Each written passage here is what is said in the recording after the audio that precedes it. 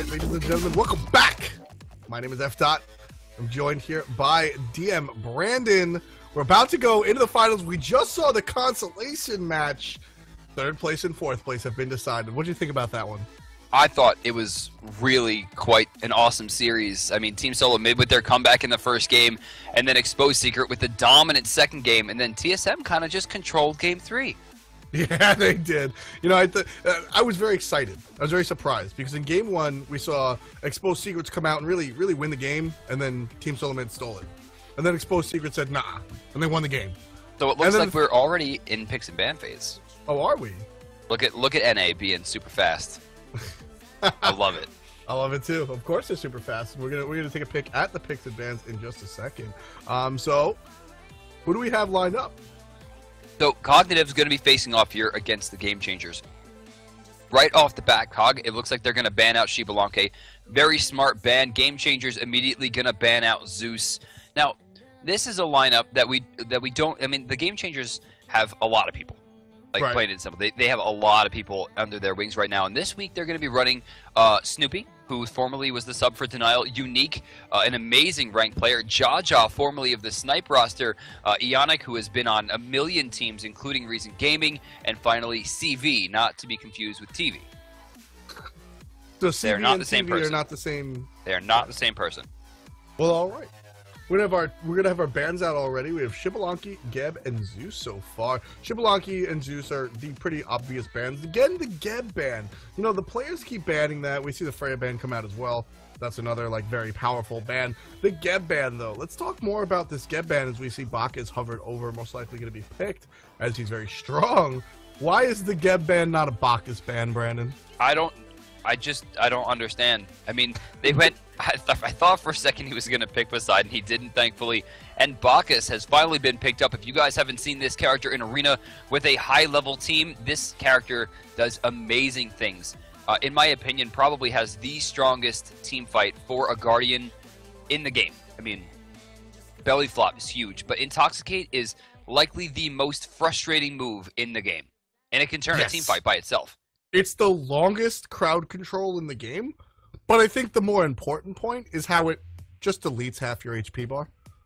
Yeah, and it's a lot. I think it's 550 base, if I'm correct. Yep, it's 550 base. You are correct. And the scary part is, Arena lets you build less tanky, Brandon. That's right. You're going to see a Void Stone and maybe a Soul Eater. But check out GameChangers here. They're going to be able to hover and lock in Ares and Bastet, two of the strongest characters in Arena. Of course, gives the option back over, which looks like we're going to see Sun Wukong. Will he be locked in? Tier as well gets auto-locked. They have a very, very sustainable team here on COG. COG, very much so. You know, and Tier is just... We saw Tier, and we spoke about Tier before, about how he's a good initiator as long as you can play it well. But the monkey... Sun Wukong does so much damage with that Jingle Bang that it's very scary. And we're going to see just as much damage as control come out from that monkey. All right. I like it. I like it a lot. Oh, Poseidon grabbed as well as Chung-Ah. There is a very high burst combo team going over on the right side. I don't know if I like the Poseidon pick here, considering they have a Tier, a Wukong, and a Bacchus. 3 characters notably very sturdy, and now Scylla, who gets out of everything, and then I don't know. I don't know what they're going to be looking to do here with the Poseidon, but Scylla gets grabbed, and now they're hovering on Kronos, a character who hasn't been doing too well in this tournament so far, but actually, Kronos will be locked in. Kronos is going to be locked in. That's kind of... All right, he didn't perform well, and like I said earlier in the cast, I said that Kronos is one of those characters that's low tier, but a skilled player that's particularly skilled at Kronos can do work. It's not a complete garbage character, especially in the arena when things are a little more haphazard, if you will, and you can land those time stops a little more frequently. Right. That said, Brandon, I do think there are better choices out there, but as a whole, holistically, COG's lineup with 3 frontliners and then a Scylla Kronos to back that up. Well, Scylla was changed. They switched to Agni. And I mean, okay, either that's still scary. You have 3 frontliners and a huge burst mage and a Chronos. But it's still a pretty scary lineup. You know, in juxtaposition, you have on the other side for GameChangers, you have Ares, Bastet, who are pretty scary in and of themselves, Chang'e, which... I like the Chang'e. Chang'e, that's all I'm saying. And then Poseidon, which I also don't... I'm not a huge fan of the Poseidon. Well, I mean, if Ares does get the pull, it's death. Yes. They have the Kraken, they have the Whirlpool. If they get a pull, that person is gone. Guaranteed. Interesting, though. I like the pickup of Chronos here only because they've given it to Barracuda. They're going to try to play that hunter role. So expect a lot of attack speed early on. He's going to be looking to really sustain himself through team fights. So I would say Demonic Grip by third. And I would expect big things from Barra in this game. Yeah, exactly. That's exactly what I'm talking about. Like, Chronos isn't a top-tier pick, and he won't most likely never be a top tier pick. You can never say never in this business, but you know, he's far away from it. But the characters that you know, it's all about the play style.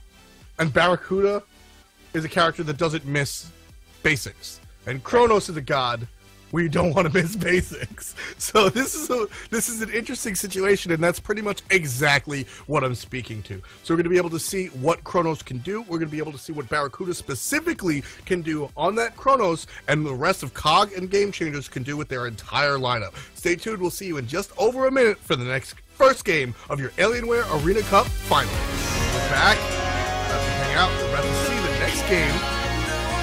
Going on in this GameChangers versus Cognitive Gaming match.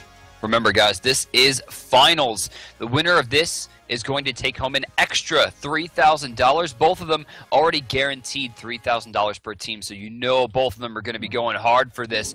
Over on the right side, we're going to find the GameChangers. Now, this is not their entire full lineup. You see a few different tags coming out here. Not the entire team can make it, but they're still fighting with a lot of teamwork. A lot of these guys are very familiar with each other's playstyles thanks to being grouped up and ranked a lot. But this is going to be Jaja, Snoopy, Eonic, CV. And I'm so excited to see these guys play because they're going up against Cognitive Gaming, F-Dot. Oh yeah, they certainly are. Cognitive Gaming is going to be on the left-hand side of your screen. And we're going to have Barracuda on that Chronos that we already talked about. And in Stir on the tier. Jeff Hinla on the Bacchus, one of his favorite characters. MLC Stealth on Agni. And Omegatron on the Monkey. So, right off the bat, we're going to see both teams not get too aggressive here, but if they get every kill here, there should be a small lead right off the bat for COG, and it looks like, yes, COG did manage to gain a 2-ticket lead already. 2 tickets already. I mean, 2 tickets doesn't really mean much. We're going to see what they could do, turn that 2 tickets maybe into something else. We'll see what goes on and how it goes down. But I'm so interested into seeing Jeff Hinla play as the Bacchus. You know, we've seen him in Arena do powerful, but he's powerful with it in Conquest. He's powerful with it almost everywhere he goes. Legendary, of course, with that burnt steak on his hand, a turkey leg, I guess. That's going to be exciting. I mean, Anderson is playing a god that he's all powerful with. Everybody seems to be in their natural position with the exception of Barracuda, but we talked about that as well. Might as well be a hunter. That's true. And, I mean, while we're not seeing too much damage come out of him just yet, he does have the shoes started. We're probably going to see them. Actually, I wonder, do you think he's going to go penetration? Think he's going to go cooldown? Yeah, very interesting stuff. Both teams are sort of letting the minions kill each other. Very boring, so to speak, but it's boring by... Honestly, it's the best bet. You want to try to strip away as many hits as possible, and, you know, forcing an enemy team to sit there and watch their minions die or bait them back so they can't get those last hits, that could be a big deal. Yep, we're going to have the Blink. Fearless, it's going to be moved out by a beautiful waltz from CV. Great job right there. You know, and you know, I was going to say boring by design. They're definitely doing it intentionally. It's not just hanging out for hanging out's sake. Looking for the safe plays, you said. We're exactly tied, ladies and gentlemen. We haven't seen a single tie thus far, and maybe it's from this safe play. We see a little bit of poke coming out from the Jingle Bang on the Monkey and the slice from CV, but nothing too committal.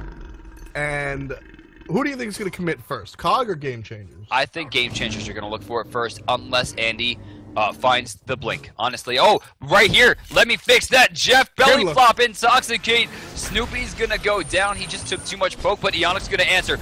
three-man pull only finds one. Barracuda's in there as well. You can see them really turning their sights onto CV here, who's not in a great spot, but Stealth has overcommit and will go down 1-1 so far as these teams start to separate. That was an amazing turnaround, and finally the Kraken makes his debut. Kraken gets played perfectly right there. MLC Stealth had used his dash previously to avoid the Ares pull and walked all the way up, so he wasn't able to dash out defensively. He had to dash the Ares pull, of course, during the dash. MLC Stealth on that Agni is going to be CC immune. You have to time it perfectly, though. That's just a straight miss coming out from Anister, blinking right in front of CV instead of behind. Going to miss that Fearless. All 6 minions are going to get the last hit by MLC. Great play right there. But again, we have virtually no lead. As the wave gets killed, we'll see it, but it's about 2 to 7 tickets, which is basically nothing. That's true. Overall, wave to wave right now, there really isn't too big of a push, though it should be noted that it looks like at this point COG does have a small deficit of 4 tickets. Overall, I mean, like we said, that's not that big of a deal, but any lead can really amount to something later on. COG, finally, we're seeing Omega start to slam down those Jingle Bangs. Height of the Urchin has been finished, Boots has been started.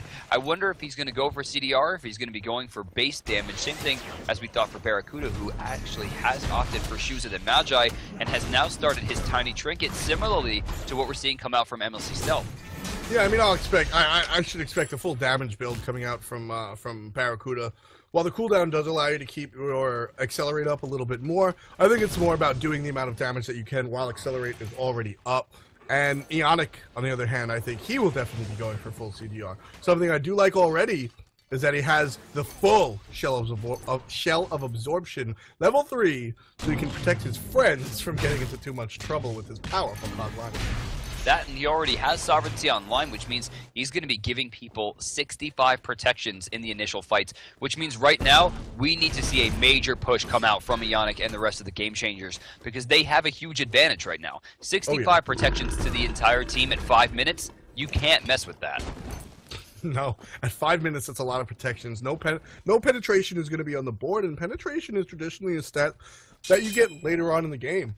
You get your damage up first, and then you go penetration. So with 65 protections on deck, ready to be pulled out at a moment's notice every 90 seconds, Brandon, it's going to provide a lot of tankiness for the Game Changers. So all ultimates are online and available for both teams. Still, we're not seeing too much of a push.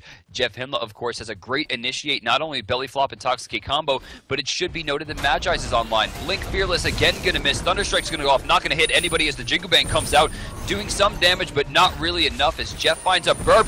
The intoxicate hits 2. Ionic pulls in 2 as well. Kraken's gonna slam down, and 1's going down already. Omega forced up into the air to ensure he can try to control something here, but now it looks like there's a pretty decent advantage right now for the Game Changers, but that could switch. Jaja overcommitted, goes down to Barracuda, who finds himself a kill. Unique has pushed himself out pretty far as well, but will find a kill onto Andenster. Overall, a 2-for-1 exchange in favor of Game Changers. Yeah, great play coming out from Game Changers right there. That's going to solidify about a 9 to 10 ticket lead for the wave. So great job coming out from them. You know, Anderson probably didn't have to die there, Brandon. He turned around to try to get the blue cleave to heal up a little bit. I think he would have been safer if he just ran away.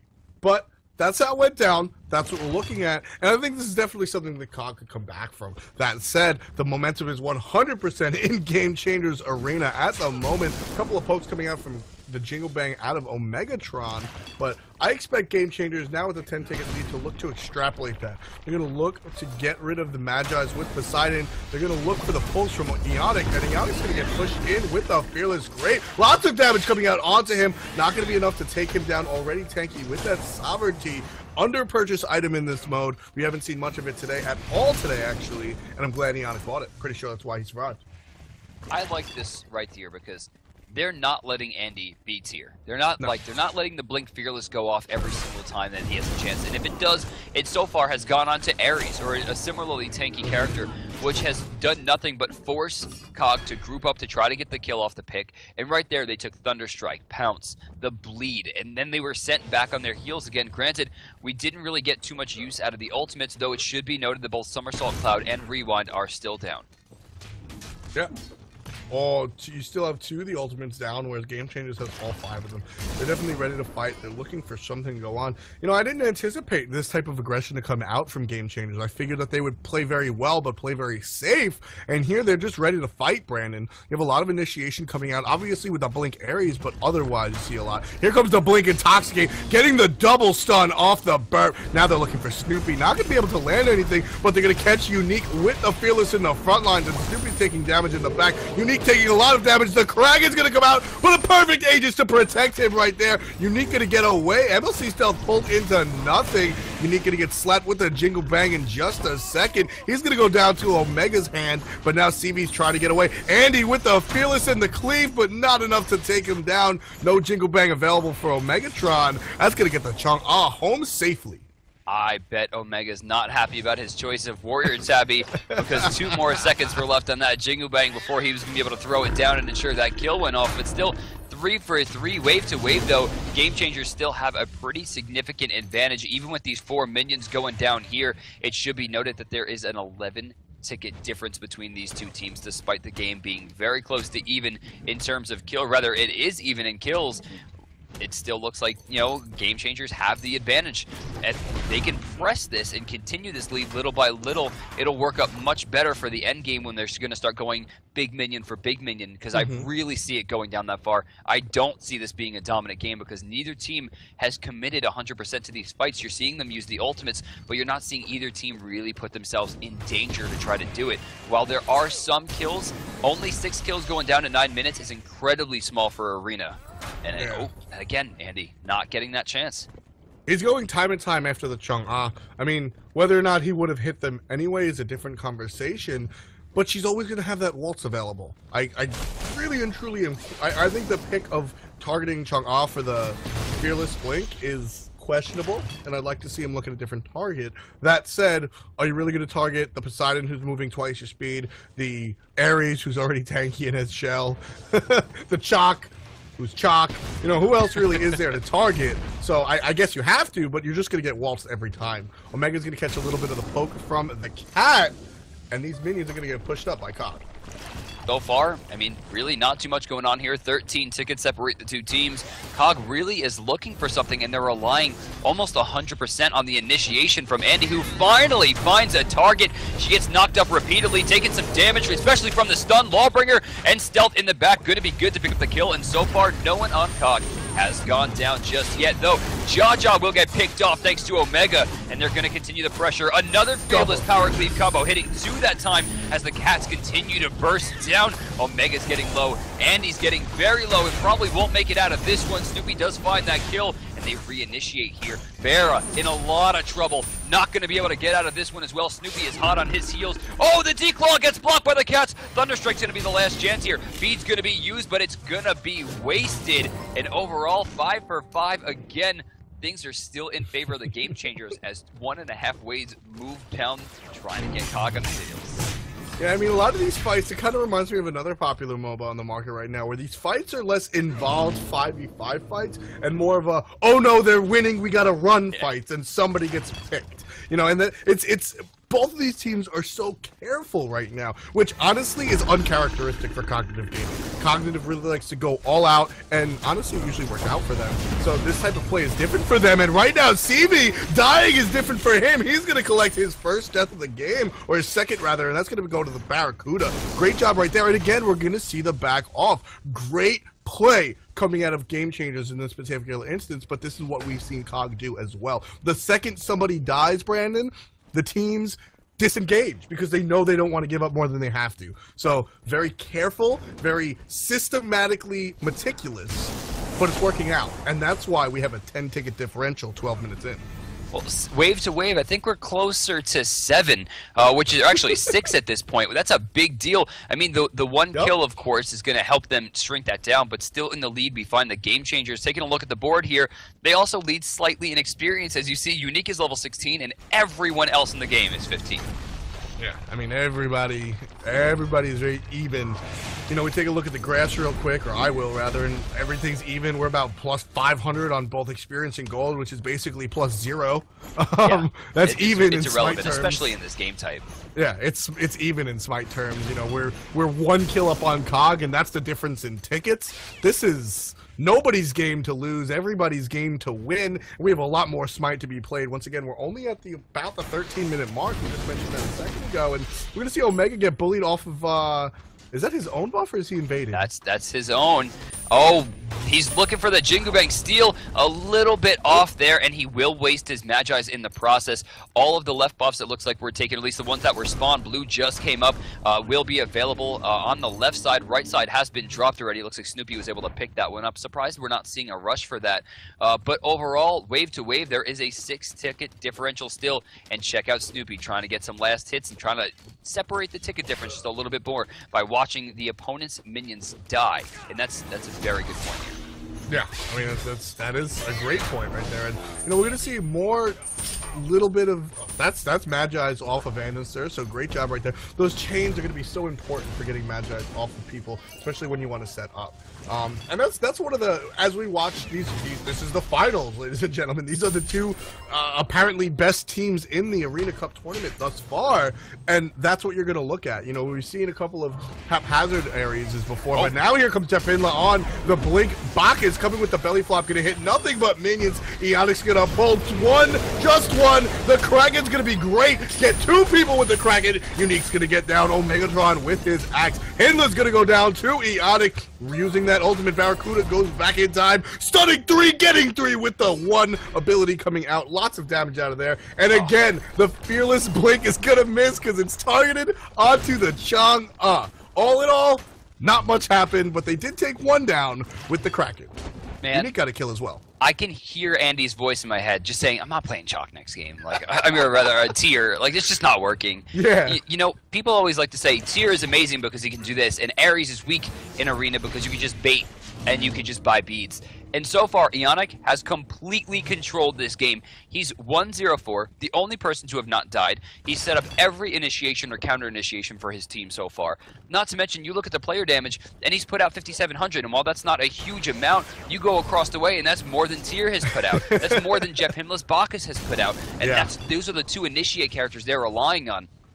Not to mention, we're seeing Eonic consistently burn the Magi's just by using Shackles. He has been an instrumental part. Well, I mean, we should also consider that Bastet's there. And consistently, we're seeing Pounce damage just wreak havoc on everyone. And Unique, with the Thunderstrikes, actually sitting top player damage in the game right now.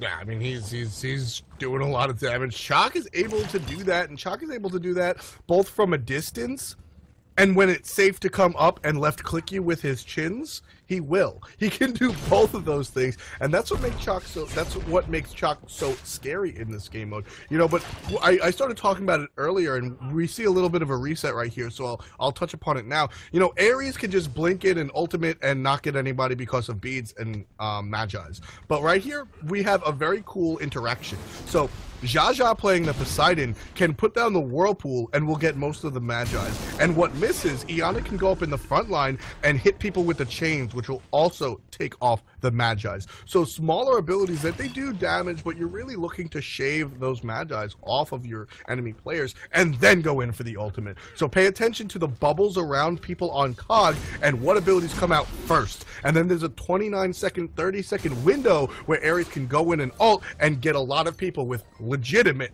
no escape. So wave to wave right now. There was, it looks like we're not doing too great here on the COG side. They're down about 19 tickets, and they're doing their best to try to control these team fights. But, I mean, Eonic has just been so smart in the way that he placed it, and I don't think Jaja has wasted Kraken yet. No. One time, I think he used it on Stealth and Stealth Aegis, but it still forced Stealth into a really awful position, which either forced him out of the fight or got him killed. I'm not 100% sure on which happened. It did get him killed. It did get him killed. And I wouldn't even call that a waste. If you force the Aegis out of somebody, yeah, you don't get the full benefit of your Kraken as Omega again tries to fight over this buff. But, you know, you're still forcing something out of somebody. You get the intent. Jaja. Kraken is... Poseidon is a character that's very easy to misuse, similar to Odin in that respect. Where, like, sometimes you could just If you miss your Kraken, you're just done for 60 seconds or so. You know? So, Enchanted Trinket has been picked up. That's going to be a Polynomicon for Barracuda sooner rather than later. He's about 1,000 gold off. Once that's finished, he's going to be swinging very hard, considering he's already sitting on 469 magical power, and that's, of course, going to increase by a whole lot once that's finished. Right. Those auto attacks are going to take the damage from that after an ability once every 4 seconds, which means one auto attack can really hit someone for very close to, let's say, 700, 800 damage on top of the stop time and the time rift.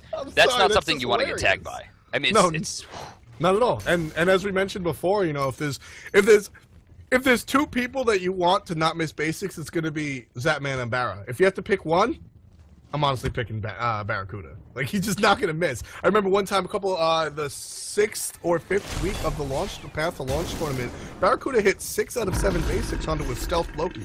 These are things that you can't take lightly, ladies and gentlemen. And you put him on a Chronos, and that becomes very scary. As Brandon just mentioned, 700 damage, basically. Now, here's a question I want to ask while both teams look for their next engagement. Demonic Grip versus Obsidian Shard for Pen. Why did Barracuda choose Obsidian Shard, and is it the right choice? Well, I mean, he just wants to have as much damage as possible. I personally think Voidstone would have been a stronger pick here, but considering what Ares and what Ares and Poseidon are doing, not to mention there's a Chang'e on the team as well, right. No one has actually opted for Voidstone, which means that penetration is just lost to the wind right now. I don't really love the double Obsidian Shard, but blinking in, Jeff Himla gets an Intoxicate, force the beads off of Snoopy. You see Andy trying to chase him down here. He gets multiple combos, but Snoopy on that Bastet, very quick, very slippery, able to stay alive as Omega jumps up into the sky here. He's looking for an opportunity for a re-engage, but it looks like he's just going to jump out. Too many ults there used for Cog, none used right there for the Game Changers, meaning the next initiation is theirs. Yeah, we see a lot of stuff coming out right there. And we're sitting about 19.5 minutes in, going to be about 20 minutes, 84 tickets for COG, so we're in the double digits. Game Changers is leading by about 20 or so tickets, 15 to 20 tickets per the wave. Game Changers has only 1 kill above Cognitive Gaming, so a lot of it comes into play with the individual fights. This is a close enough game, ladies and gentlemen, where we can get that fight that we saw in the first game of today with the two teams that we saw earlier. We can have that initial fight. You're going to see Game Changers kind of push what they're doing right now, but Cognitive is very much and if they play their cards right, Brandon, I think they can definitely pull out a win, but they have to be careful about how, when, and why, more specifically, why they engage. So, 23 tickets, wave to wave, separate the two teams. All ultimates, again, are online, meaning we didn't see an advantage press there from Game Changers. Now, I always like to attribute this similarly to hockey. If you have more ultimates than the enemy team available for an initiation, it's power play. Power play. It's basically having a man down. Love that. You have to press that advantage. You have to go in. And right there, they didn't take it. They're just trying to play safely. And again, wave to wave, they're ahead. But by the time we get down to the 10 ticket marks, Yeah, I agree. And, you know, you go to hockey, I always go to StarCraft. In StarCraft, when you build a tech, you want to attack immediately after you have the tech because you have the leg up on the opponent. And that's exactly, you know, just reiterating what you just said. When you bait out the ultimates and you go for it because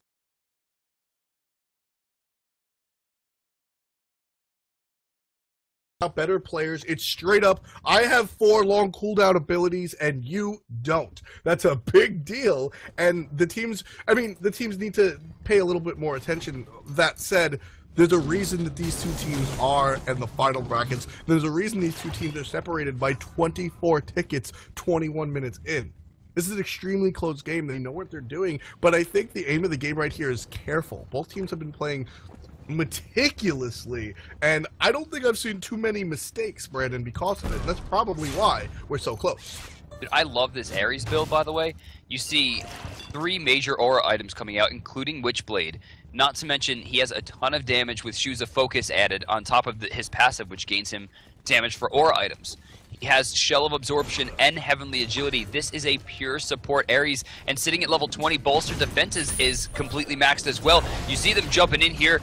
Already the Shackles have been used. Cog needs to push in here. If they don't have the shackles to take off the Magi's, that is a great opportunity for them to just completely push Ares out of the fight, force him to waste no escape, and that would really push them better into the next engagement. But right here, they're not pressing the advantage. Again, Cog seeing that ticket count is behind.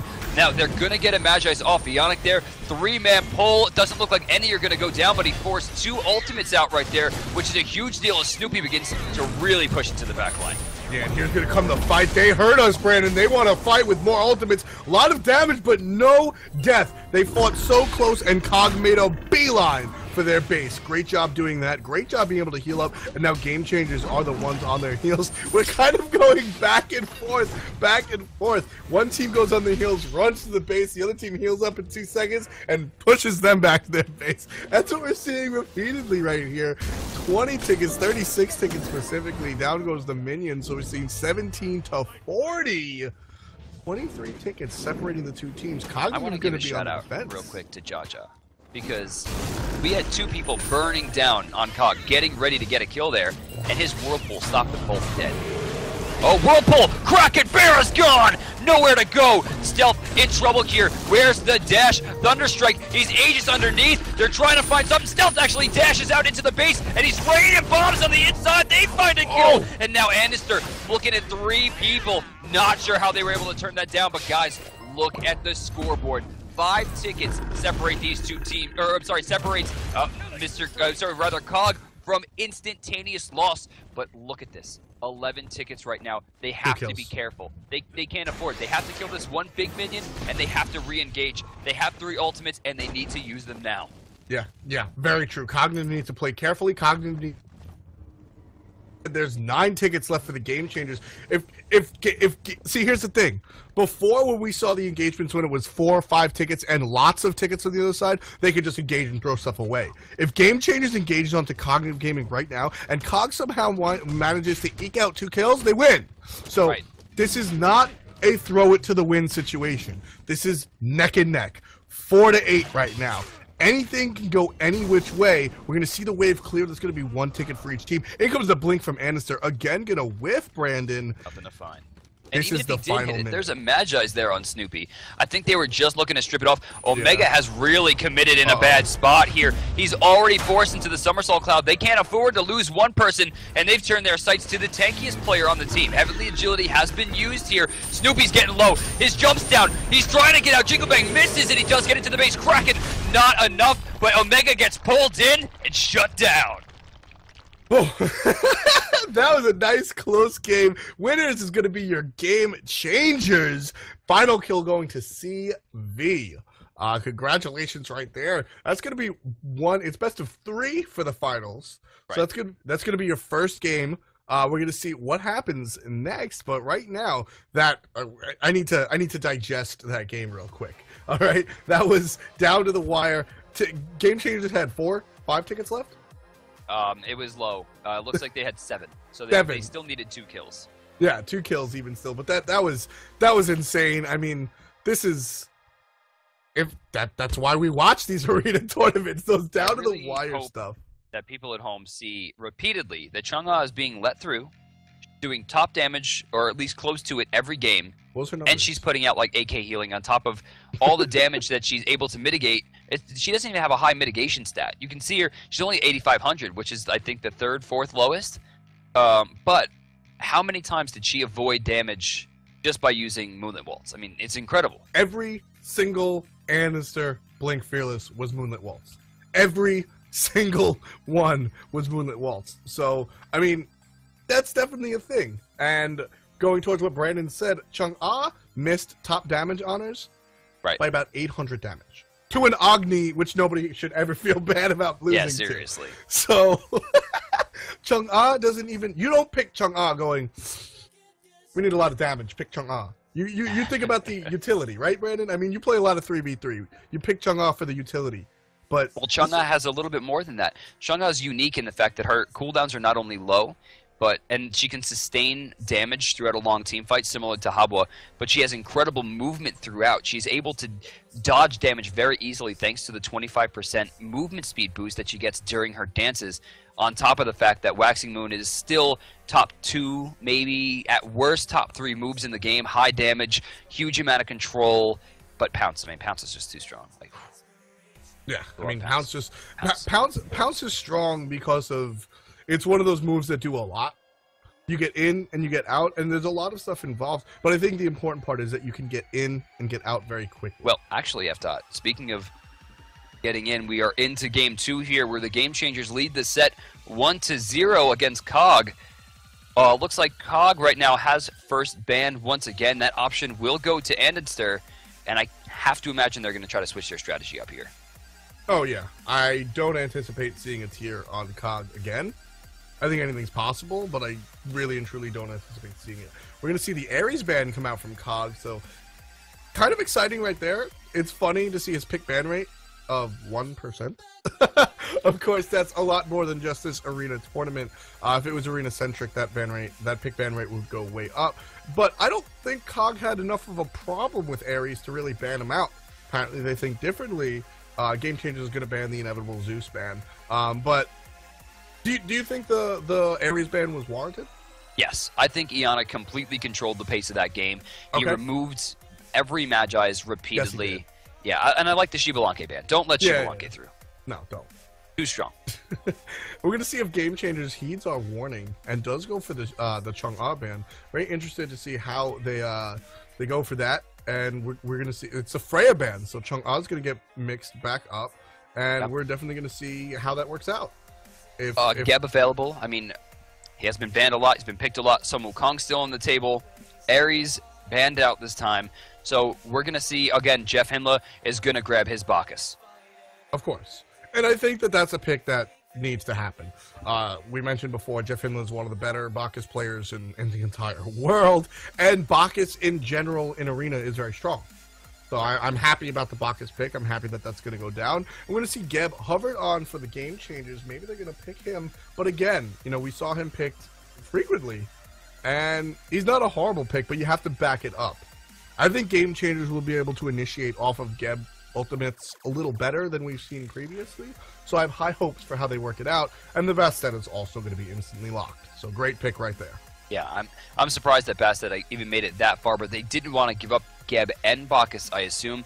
Option back over to the boys on COG. Barracuda and Stealth are up a bat here, and there are still a lot of picks available that make arena games much faster. Chang'e still on the table. I would like to see that picked up. Oh, yeah, of course. I mean, we just... I think we kind of wrote a book about Chang'e in our pregame, postgame, in-between games. I don't think there's been a period where we haven't spoken about Chang'e, quite frankly. We're going to see the Monkey hovered over for COG at the moment. The Monkey and Scylla.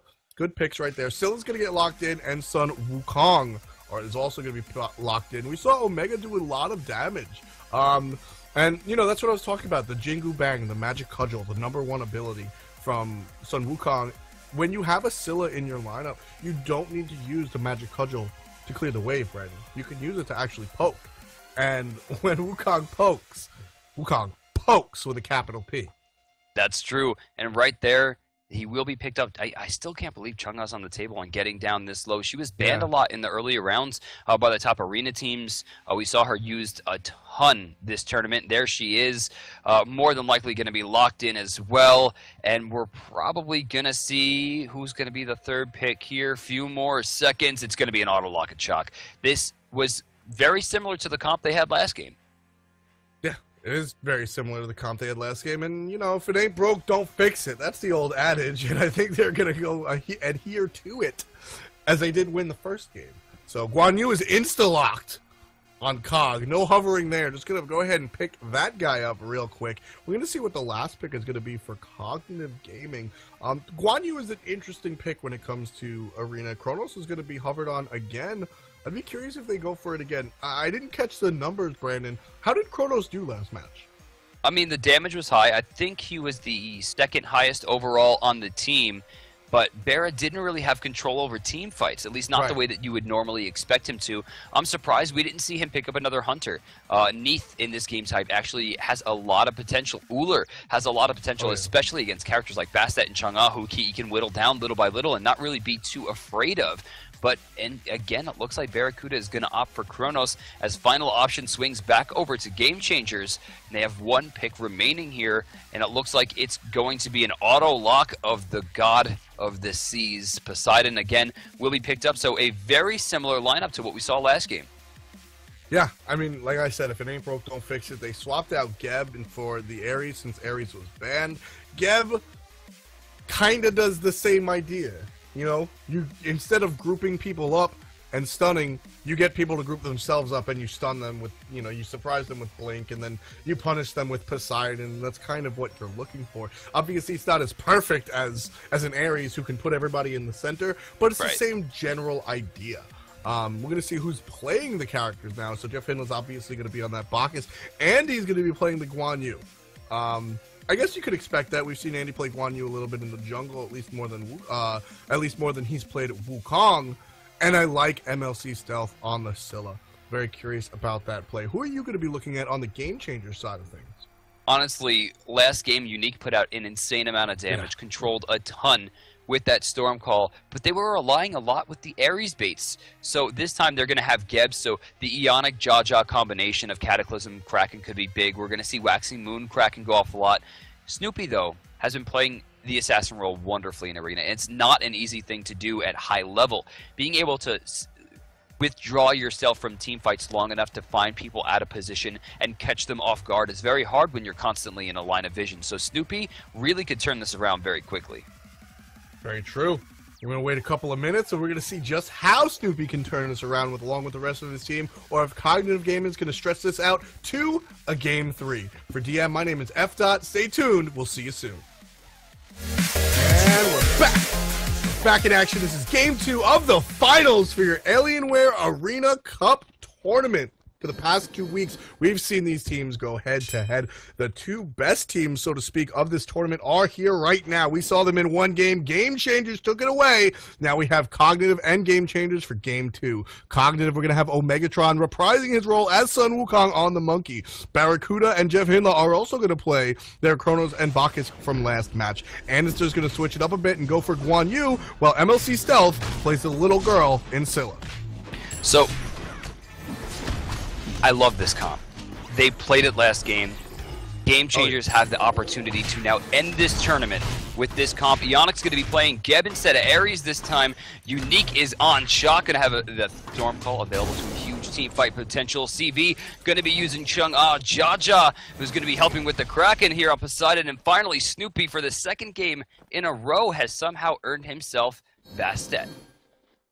Yeah, Snoopy just gets to play the cat over and over again, but I really think the story is unique, as we said earlier. His damage, his ability to do whatever he wants is going to be important right here.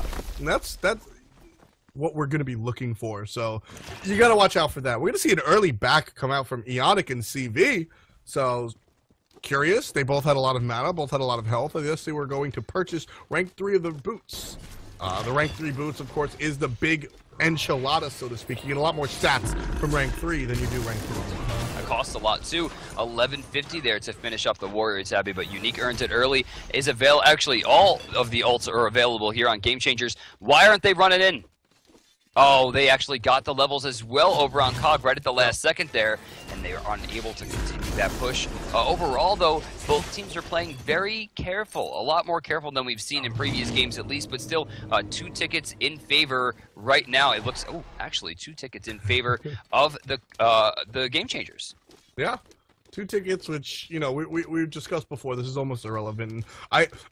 This is the first time we've really seen the strategy employed by both teams, where they both just kind of wait for the whole wave until you can ensure those last hits. You really don't want to waste any, as they can become important. As we saw last game, it was 7-3.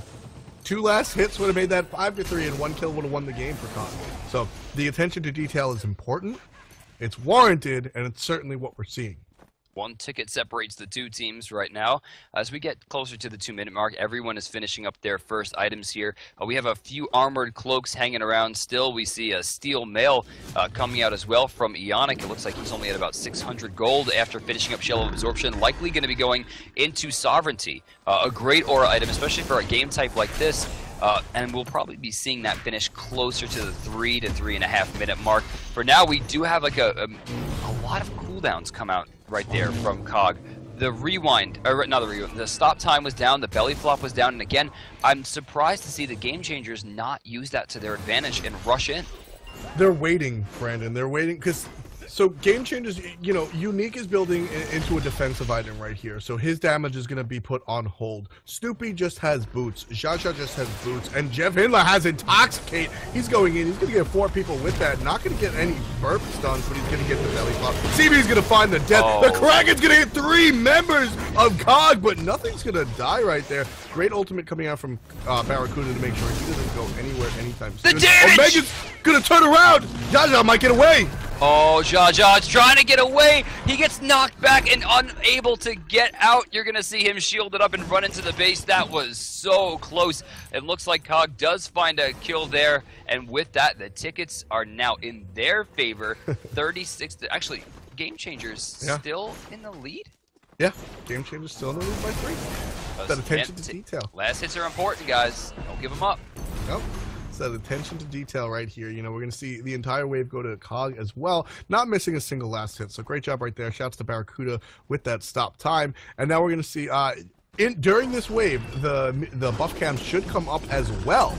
So we're going to look to see, here we go, the wave is down, the buff camps are coming up in about 5 to 10 seconds, they're starting to blink. Barracuda's already made his way over here to the right-hand side. He wants to try and steal the speed camp, but he's not going to be able to. He's chased away by the pure threat of all 5 members of GameChangers. He's now going to stay in the middle with Snoopy and clear the wave.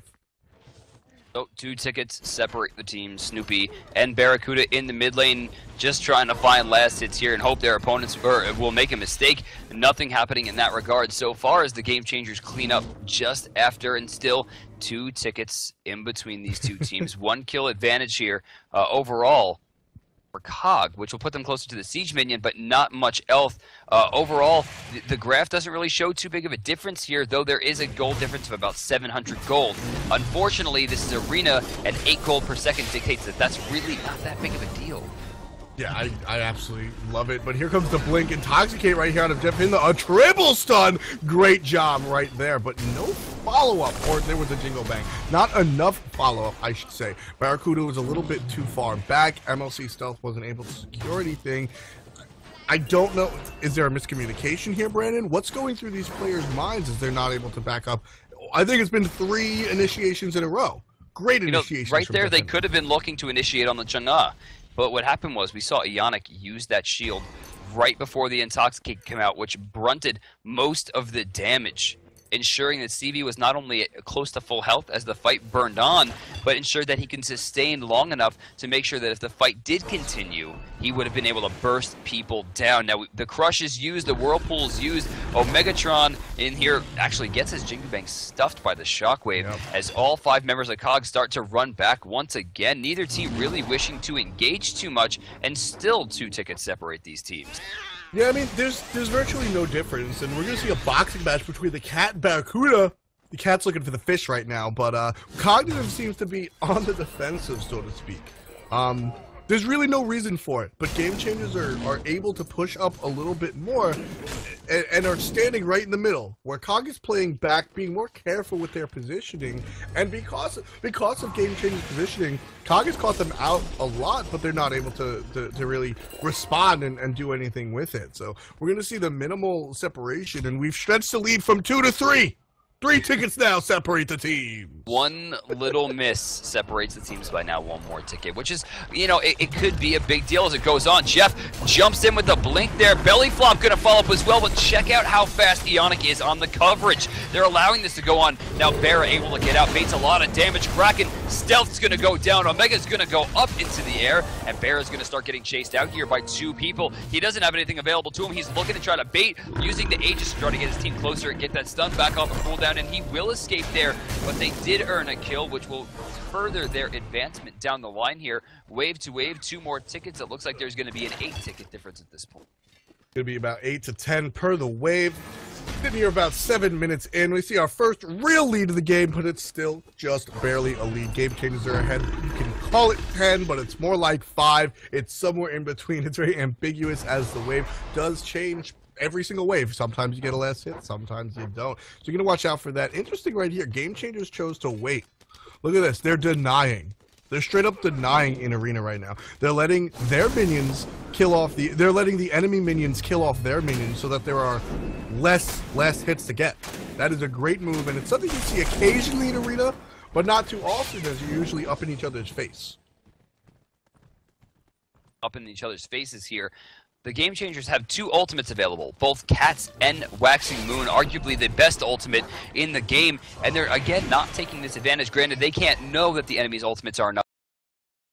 Should be able to assume. Right. And right now, CV could cause a hell of a lot of damage just by throwing that ultimate down the line and ensuring that his team gets the damage. But at the 8-minute mark, we're going to see buff respawns coming out. You see Red is respawn, Blue's coming up as well, and Snoopy is not letting these last hits go as he's sitting in the mid lane waiting for an opportunity. But remember, guys, he can't pounce in this situation. If he wastes it and then gets caught by a Sikkim or a cavalry charge, he will die. But luckily, his teammates rotated back in very quickly, and nothing of value was actually lost.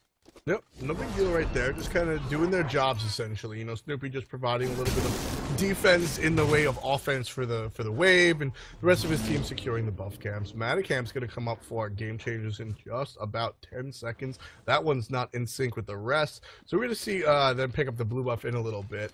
But again, a lack of aggression here. We have 1 kill on each team.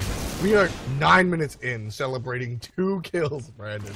Again, meticulous is the word of the weekend. Neither of these teams want to go in. Neither of these teams want to bite off more than they can chew. We're just seeing single picks. And that's so rare, but that's why these teams have made it to the finals of the Alienware Arena tournament.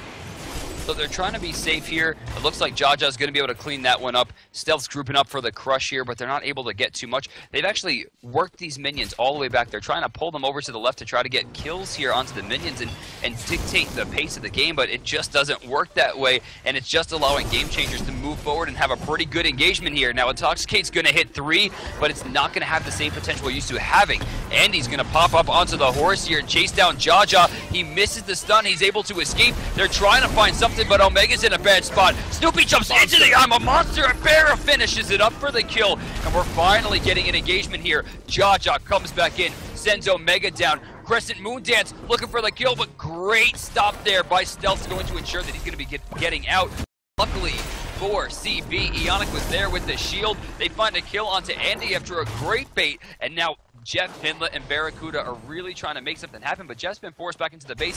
Omega finally comes back, but that overall was a victory for neither team. If anything, more so a victory for the Game Changers as they shut down a very positive engagement.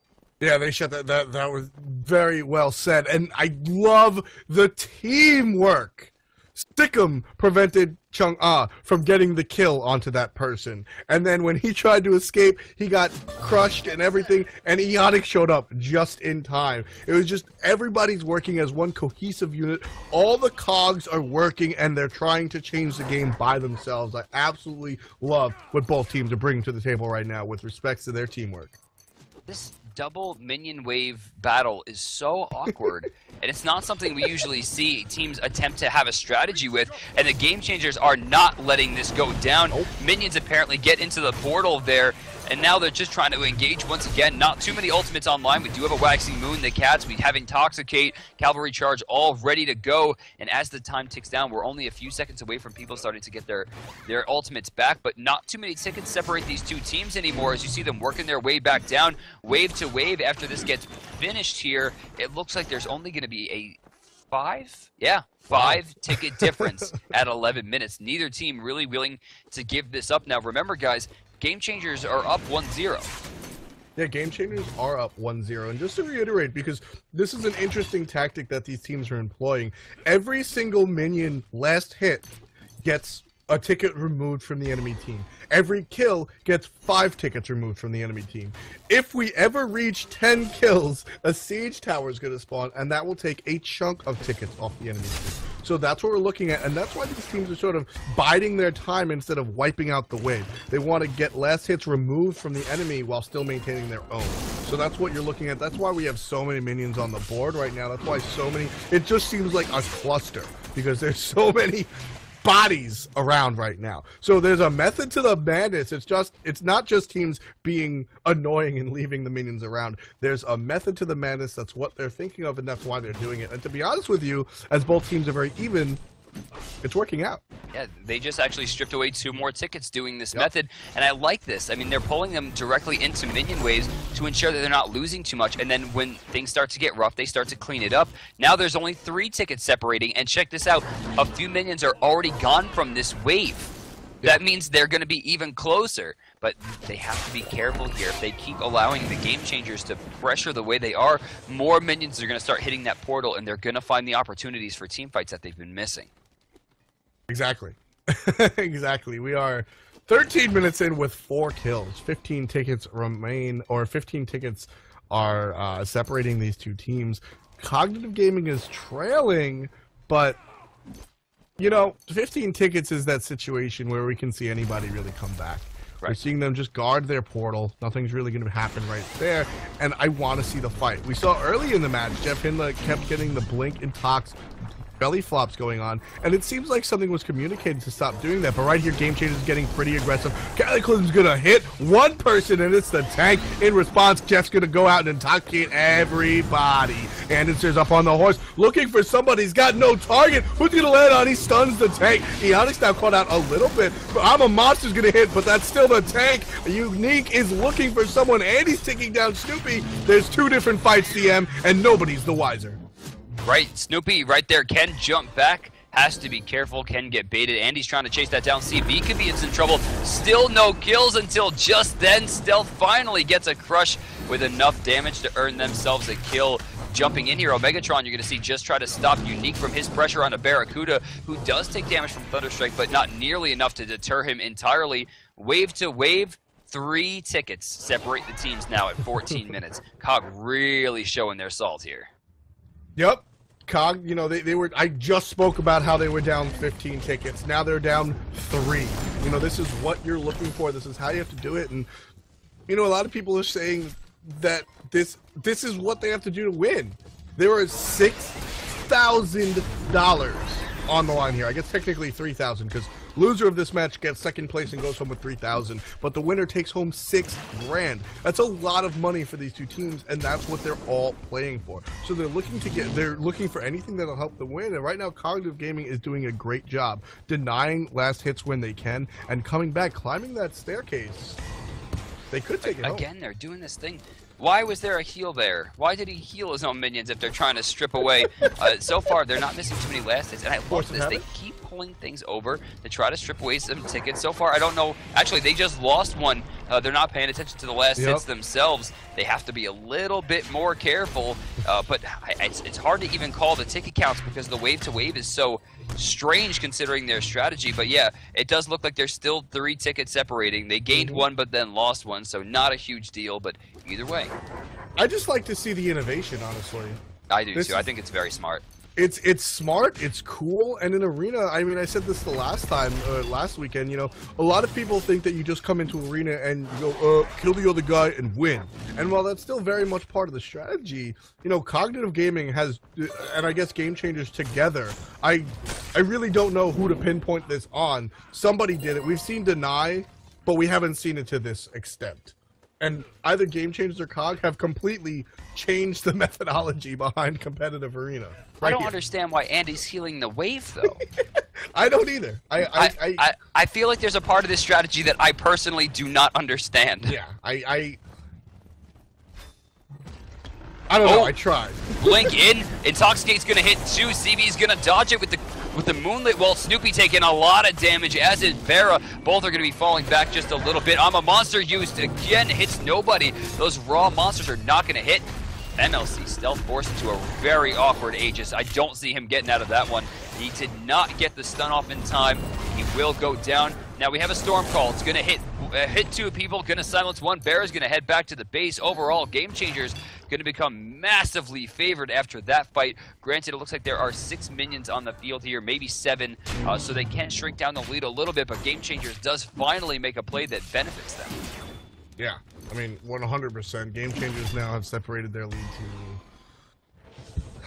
6 whole tickets, maybe 7 whole tickets. You know, they're looking for that separation, and Cognitive just isn't giving it to them. You know, I want to see a little more aggression, honestly, not just for the sake of winning the game. I think if Cognitive picks a good fight, that they could take something out. But they're right to be afraid of this team. This is the same comp that really beat them pretty, like, they didn't, GameChangers didn't destroy Cognitive, but they definitely did a good job. Something I want to talk about, Hasten Fatalis on Barracuda's Kronos. Yeah. I don't like really need it, but I mean, this is Barra, so he's not a person that builds things awkwardly and thinks to himself, oh, I shouldn't have done that. He's a guy that says to himself, I'm going to build Hasten Fatalis because right now I need to be able to do X and Y, and this item is going to get me to that point. Now, this time we weren't able to see any of those minions go down. They're going to try to meet him up here, and it looks like some of the minions will be killed here. Jaja actually picking up the second one, the third, and the subsequent ones to ensure that he won't miss too many last hits. Again, super hard to call at this point. 17 tickets separate, but that is not a wave-to-wave number. In fact, the next wave has not even spawned yet, or at least not to the point where it's going to be doing much. They're just trying to deny as much as possible. But Andy better not heal this wave. Like, I'm just going to get mad. There has to be something. There has to be something else that we're not thinking of. And I mean, honestly, we have 2 brains. We should be able to figure this out. I honestly think it's just a misplay from Andy, sake force of habit, so to speak. Don't really understand. Like, they're not bringing the minions together. They're tanking the archers. Yeah. I don't really, and they've missed multiple last hits trying to do this repeatedly. They're missing some kills on the top here. You see a oh, actually, Stealth was able to get in there with the max rank of Sikkim to hit multiple. It looks like wave to wave, it's 5 tickets. No, they have an entire wave here. It's going to be way more than 5. It looks like we're going to be up to 12 here if they get all the last hits and possibly even miss some. This is just, it's kind of messy, to be honest. Oh, I get it. What? Cognitive wants to build a mass wave of minions, heal them up repeatedly so that they can just mass minion push the portal. Right there you saw when 2 waves came up. No, but then Jaja just goes Whirlpool and everything's dead. Yeah, I know, and that's why it's not a great strategy. But after they had 2 full waves, they really pushed up and they tried to make something happen. And right now Jeff Hindler's going to try to make something happen. He jumped in. He didn't intoxicate, but he got the burp off. Out comes the Kraken. It's going to be Aegis perfectly. Stealth going to go home. Not going to get down. But we have 4 members of GameChangers chasing them down. Jeff Hindler, Barracuda, and Andy chasing, running. Omega also going to get out due to the animals from 72 transformations. Good ejection. I'm really loving to see so many people start to use that Ox. Yes, it's such a great push. It's fast, it has a knockback, it does a decent amount of damage. Like, there's no reason not to use it, but wave to wave here, there is a 16 ticket difference still in GameChangers. Ultimate's available online. We do have Rewind, and Andy, of course, has Cavalry Charge. They should use this to their advantage before things start coming back online, but it doesn't look like they're willing to engage. They realize that they're playing for $3,000 right now, and they don't want to make mistakes. Yeah, but this you need to go for this. This is the DM Brandon power play. You have to go. You have the Cavalry Charge, which is one of the better engagement tools in the game, in my opinion. I think it's so powerful. It's fast. You heavenly agility it, and that horse becomes a motorcycle, and you just plow down and stun somebody instantaneously. But here we're going to see a return to the COG strategy. 21 minutes in, 77 to 100 tickets. 27 tickets separate these 2 teams. Only 6 kills! In the entire 21 minutes we've been sitting here, very meticulous play coming out, attempted strategy coming out from Cognitive Gaming. It's been working out pretty well. Only 5 last hits in that wave. You see, only 5 last hits in that wave remain for GameChangers to get. So rather than be able to take 6 tickets, look they're at only this. going to take 5. Why is Omega tanking the art? I think it's a Zerg strat. They could be stripping away last hits right now. They could be doing it. It's a Zerg strat. They don't want. They want multiple waves at a time. That's what they want. They didn't take away a single hit there. The multiple wave thing, I can't get on board with it. It doesn't make any sense. It doesn't, but it's the best I got right now, Brandon. Work with me. I don't get it. I'm so, and normally I play this game a lot. For those of you who don't know me, I have like thousands and thousands and thousands of games played. I played all day, and I can usually decipher what teams are trying to do here. I've played competitively. I've led teams, and this makes no sense to me. And there's probably some inner working that's genius, and I just don't understand it. Yeah, But that's COG. That's what COG does. Exactly. COG is... Like this, like, they've sent all the creeps forward, but it's not amounting to anything. They're just losing last hits because of it. I mean, yes and no. You see, no, I mean, they're losing last hits because of it. They just lost 4. That said, 12 tickets now separate the teams. That's not wave to wave. The last wave is right in front of them there. You're right. These waves have really been confused, you know. It's very confusing. There's still 18 tickets down. Yeah, you're definitely right. 18 tickets down, 3-3. This is very interesting. Now you're gonna see. Okay, they're choosing when to be aggressive. Now you see Scylla clear the entire wave as the. I thought there was going to be engagement right there. I figured they were going to clear the wave right away and attack with a full wave of minions because minions do damage. You know, you got to think about it that way as well. Maybe not just getting to the portal, but minions also do damage as well, Brandon. So maybe they're thinking of getting 2 waves of minions and then attacking, and then going with a mass of Zerglings. At this point, they're basically banelings. They go near anything and they just die. Too bad they don't do the damage. Pretty much. Wow, Stealth just got chunked from Crescent Moon Dance into the Moonflower Dance. Check out CB's build right now. Asclepius is done. He's got Spear of the Maggots online with Obsidian Shard to Hootie and full CDR. Like, that is not something you can mess with. And still, we have a huge separation between these 2 tickets. I mean, I can't call it because it's not wave to wave. It's not cohesive right now. And again, it looks like they're going to lose some last hits here. Yet they lost another one. COG is just playing kind of sloppy, to be honest, and they're about to lose a ton of minions right there. Yeah. But they're going to engage. This is smart. Blink in. They're going for Jaja. They might find him. The burp's going to be enough, and Himla's going to find it. 2 people get silenced out, but Andy luckily was on the horse as they try to continue down. COG's trying to finally make their last stand here. You see the stun coming out. It's not going to be enough. It's Jeff trying to turn around and look at the damage Bear is able to put forth. Mama Monster's going to come down. Barracuda's going to take down a lot of damage, like you said. Credit goes to him for the CV kill, and I think I get it. We are now approaching. Really far behind. We're approaching critical mass.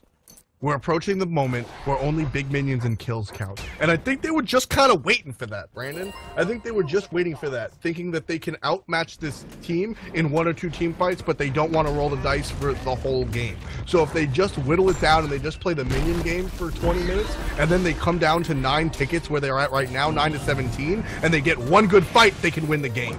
Right now, Barracuda's trouble here. Super low. Aegis is the Thunderstrike, but he's going down. 4 tickets left. This is a solved game right now. All they have to do is back off and reinitiate, and they will be fine. Only the last couple minions here are going to make the deal, and there's 3 away. At this point, COG must fight. But COG has 4 ultimates compared to the 3 over on the right side, and they don't have Cataclysm, and they don't have Waxing Moon. They're going to be relying a lot. Actually, Cataclysm's back up. They're going to be relying on the Waxing Moon as it comes back up in a few seconds, but that Poseidon, that Kraken, can turn this around in an instant. Yeah, I mean, this is... You get 1 fight, you get 2 people, you win the game for COG. Game Changers, kill 1 dude, you win. So that's what they're looking for. This last fight is going to be the determinant. Here comes the Toxicate coming out from Jeff Hindler, but it's right on their front porch. They're able to walk back and heal right up, no problem. Bunch of damage coming out from Omegatron with that Jiggle Bang. They're looking at Snoopy. They get Snoopy. 1 more kill means the game for either team. The Kraken's going to knock Jeff Hindler out of the way. Monster's going to miss as well. We're looking for 1 ticket to 2 tickets. 1 kill is all they need. He's going to edge it. Storm Cold. They don't even... Game 3. No way! Game 3! The Storm Call was about to kill the minion! They were gonna win the game! Game 3! This is why we watch, ladies and gentlemen. Cognitive Gaming won that game by 1 single ticket. I want to point out again that the Thunderstrike had already landed on the big minion. Scylla had no opportunity right there to stop Unique. Unique's Thunderstrike... or rather, Stormcall was landing. He was in the animation of doing the damage, and Omega found a kill. Absolutely insane play. Say what you want about the 31 minutes. That last minute, Brandon, thank you. Thank you. Thank you. We have a game 3. Omega. We have a game 3. I wasn't even watching the team fight. I was watching the minion. Yep. I don't even know how Omega got that kill. What just happened? Damage. And you want to know something fun? That was Omega's only kill of the game. Bringing it when it counts. Omegatron. So Cognitive Gaming has won game 2. GameChangers has won game 1. This brings our 2-week Alienware Arena Cup to a game 3. Not a close just yet. Game 3. We're going to see these two teams fight off one more time. The winner of this game takes home $6,000. The loser of this game, only 3. I'm excited, Brandon. I just... I need to... All right. All I can say is game 3. Game 3. We're going to see you soon. We're going to cut to a break because I need to collect myself. These two teams, again, are going to fight off one more time. We'll see you in a couple of minutes. DM Brandon, F. Game 3. And we're back, ladies and gentlemen. I am here. We're gonna see game 3. I'm actually very excited for game 3. So, okay, you'll be excited because I've asked the players, and I asked Omega, what were you doing with the minions? And it actually makes a lot of sense. Okay, hit me with it. We're not good at Arena. We don't know what we're doing. So yeah, I was right. I really hope that there was some sort of... God damn it. All right, ladies and gentlemen, your consummate professionals, Team Cognitive Gaming. Number 1 seed overall for the Smite Launch Tournament. They placed pretty highly in the actual launch tournament. Placed third. They are your grand finalists in your Alienware Arena Cup tournament. No idea how to drive this bus. They're just going with it. Ares is banned here, and we're going to switch the option directly over to the GameChangers. It is their option now. Probably going to be one of the higher picks. Yeah, they don't want to bait anything too badly here. It looks like Zeus is going to be knocked out of the fight here. Cog option again. I'm blown away, man. Yeah, I mean, Omega's the greatest. Like, what can I do? Yeah, I mean, that's Omega. I mean, shouts to Omega. He showed up on Smite Update last week as well, which actually, yeah, it was pretty fun. We had Jeff and Omega on there, and he's a great guy. Very, one of the things about Omega, as we see, pretty standard arena bans: Zeus, Freya, Shibi, and Ares banned out. Bacchus going to be locked in again for Hindla. You could say a lot of things about Omega. One thing that Omega doesn't do is mince words. He's gonna give you the honest truth, and he's just gonna be like that. I think that's why the 3 of us get along, Brandon. So Geb and Bastet going to be picked up here after the famous Jeff Hindla Bacchus option back over to Cognitive Gaming, where there's still a lot of big picks left on the table. Yeah, for sure. A lot of different ways to go. I mean, I'm curious. GameChangers did very well with their comp. Cog did very well with their comp. You think they're just gonna do it again? I mean, why not? We're going to see, looks like Scylla for MLC Stealth. Yep, One more pick for Cog, and it's going to be Wukong. All right, so I'm gonna be Miss Cleo for a second. I'm gonna predict Sun Wukong's going to be piloted by Omega. Shock is going to be piloted by... We've already seen this fight. I think we're going to have the same exact teams in the same exact arena doing the same exact things, and who knows who's going to take home the prize. Well, there's 2 picks left. Will we see Kronos here? I can't imagine that that's going to be locked in. I don't think Arachne is going to be picked in anytime soon. Really bad at Arena. You could have ended that sentence a little earlier. Yeah. Just really bad. But we do have Kronos moused over. Hey, there's the Guan Yu. I think we're going to get a rematch. I think they're going to run this back. Yeah. They're going to rewind it. Oh, wait. No. I think we're going to run this back. There you go. Yup, we're going to run it back, flip it, and reverse it. Guan Yu, Kronos, Scylla, Sun Wukong, and Bacchus on the side of Cog, and Gab Bastet, Chok, Chong-Ah, Poseidon. One more time. fantastic. I'm actually really excited that we get a Raw rematch, Brandon. It's very rare that we see things like this because generally what happens is a team loses, and instead of saying like, oh, we didn't do well here because of this, or we didn't do well here for this, they say picks and bans are bad, just rerun it and just try something else. Yeah. Both teams recognize that that game could have went either way. They like the way that they played the teams. They're going to say, we're going to fix these engagements by doing these things differently, but we want the same exact picks. We're going to run a very similar strategy, and we're going to do our best. Remember, guys, this game is for $3,000. Oh, yeah. This game is so the loser of this, which I hear, whichever wins, they're going to donate it to the casters. I immediately like this tournament a lot better. Right, actually, that's what I'm saying, dude. But no, one more time. I love the decision, because this is a decision that not just your team has to make, but the enemy team has to make. Right.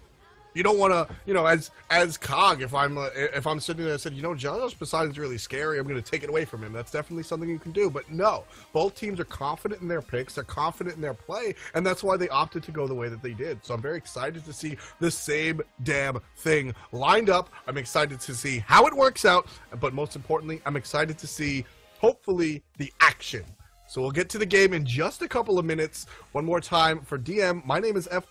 We'll see you soon. We're back with Game 3, the final, the conclusion, the bow on the top of the gift that is the Alienware Arena Cup tournament. We've been here for 2 weeks, 4 days. Tons and tons of teams have come. Tons and tons of teams have fallen. Cognitive Gaming brought it to the Game 3 in a one-ticket victory in Game 2. There will be no Game 4 or 5. There will be no Game 6 or 7, Brandon. This is it. The winner of this game takes home $3,000 extra. So, remember, guys, last time we saw a very defensive strat coming out from Cognitive. This time, going into the game, I think GameChangers has a much better idea of what they're going to be trying to do. I expect a lot more aggression coming out from the GameChangers. Considering Game 1, they were aggressive, they won the match. Game 2, they weren't aggressive, they lost the match. That seems like pretty simple logic to me. Yeah, pretty much. I think GameChangers has the aggressive lineup.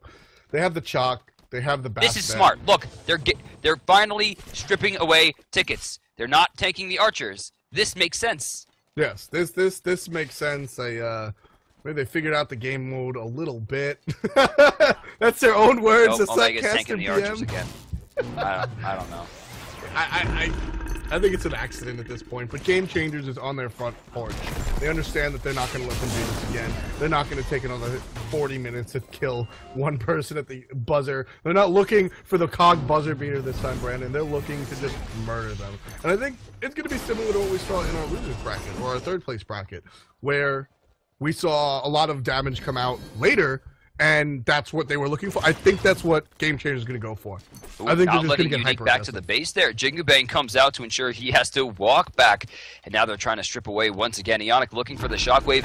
One was already pushed down there. It looks like that might be all they're going to get from. Actually, they might be able to get another one here. Depends on what the archers actually have realigned themselves, and Declaw is going to be able to pick that one up. Razor Whip going to grab some as well, but still, it looks like wave to wave, there is a small advantage for Cog right now. Yeah, at the moment, Cog is leading, but leads are fleeting, as we've seen. Arena is a very punishing game mode. Leads can change at the drop of a hat. Wait, no, there is a one-ticket lead. Oh, no, it's even, once again. Not sure how these teams keep doing that. Even across the board, ladies and gentlemen. So, crazy stuff going on. But, again, we're going to see the biding of the time, and GameChangers is backing off. I anticipated a lot more aggression coming out, Brandon. Maybe they're just waiting to get an item or two, but I really think if GameChangers gets aggressive, they can put Cog away.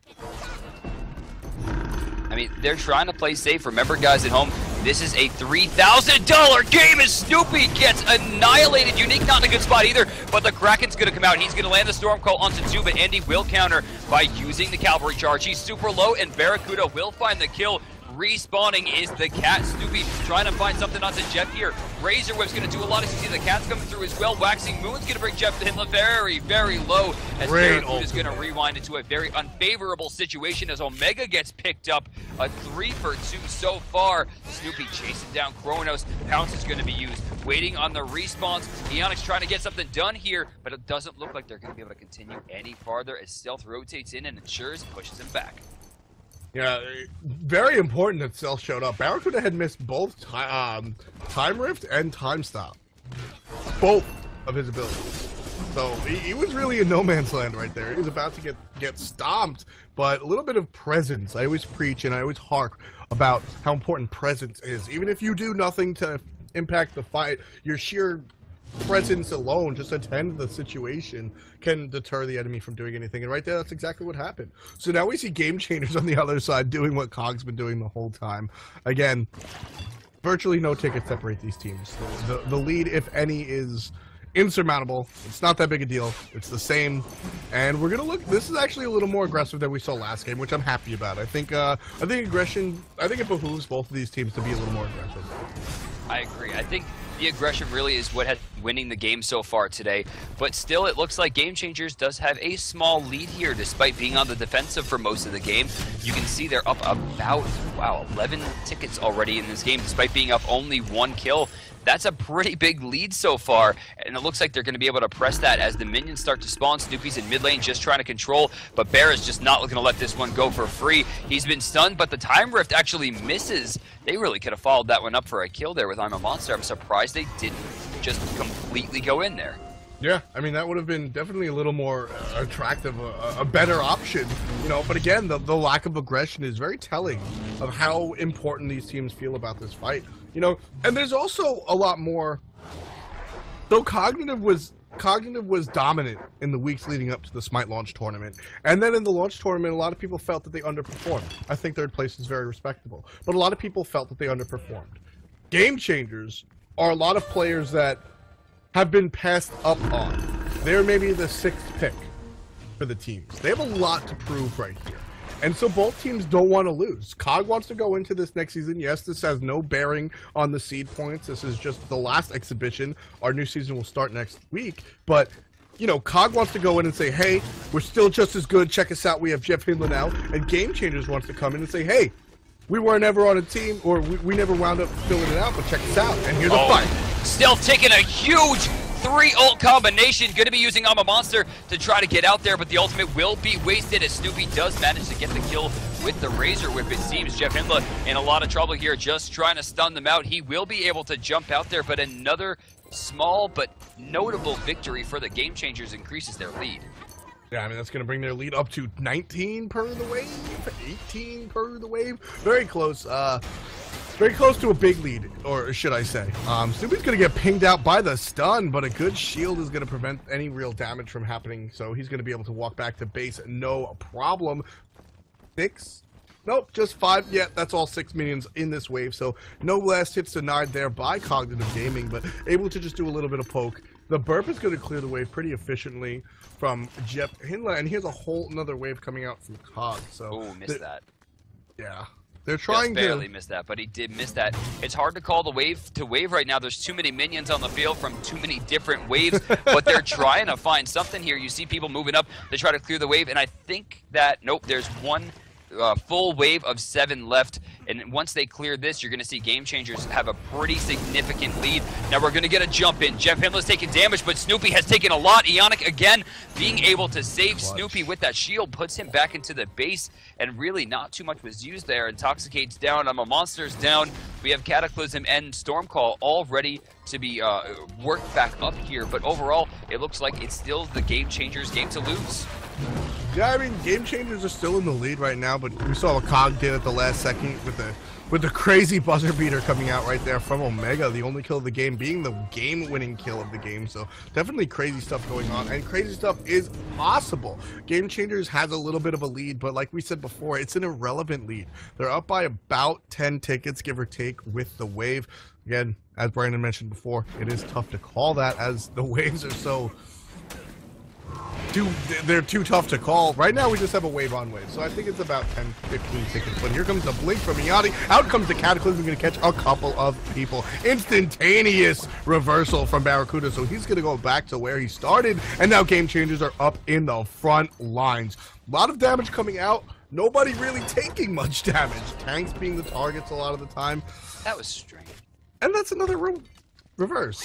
So this is, in my opinion, the problem with Kronos in Arena, and it's a character that I actually put towards the closer to the bottom of mid-tier, maybe just in the middle of mid-tier, is that his damage, while you can confirm it quite easily, isn't high enough in the early game to really allow his team to get a lead, whereas Shibalanke, or a character like, On Her or Neath, can really turn a fight instantly, putting out a lot of damage very quickly. Now, Kronos in the end game is quite potent, but he gets bursted down very quickly, and if you go into defense on a character like Kronos, you're not going to have the damage potential enough to really get things done, and I think that's the issue that Barra is having here. And while he is doing about 3,100 damage total, that's not nearly enough comparatively to someone like Omega, who's put out 5k with a character that's extremely tanky, or Jeff Hemlow, who's 300 damage ahead of him on a character who's also very tanky. We need to see Barracuda just kind of get more aggressive here, because he's not putting himself into situations where he can use Rewind offensively, and that's really what we need to see. Yeah, I mean, that's 100% what we need to see right there. We're going to get a lot of damage with Monster coming out on GameChangers, but no harm, no foul. And I think one minion, no, almost made it into the portal. Not quite.